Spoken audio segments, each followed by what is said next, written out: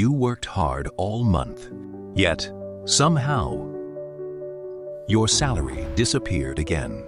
The truth is, your money isn't disappearing. It's following a system you never designed.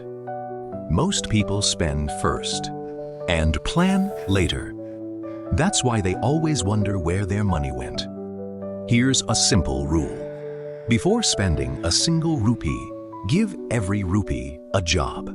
Decide how much goes to your needs, your savings, paying off debt, and learning new skills. When you tell your money where to go, it stops disappearing.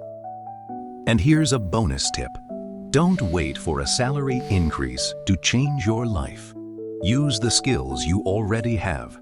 Offer bookkeeping, Excel work, graphic design, tutoring, online assistance, translation, or consulting after office hours. Even an extra 5 to 10,000 rupees a month can reduce financial pressure much faster than most people realize. It's built by small decisions repeated every month. Every financial problem has a solution. What's your biggest financial challenge right now? Comment below. The most common problems will become our next step-by-step guide. Join the 1% Kaizen Club. Move from surviving to stable, to grow to free.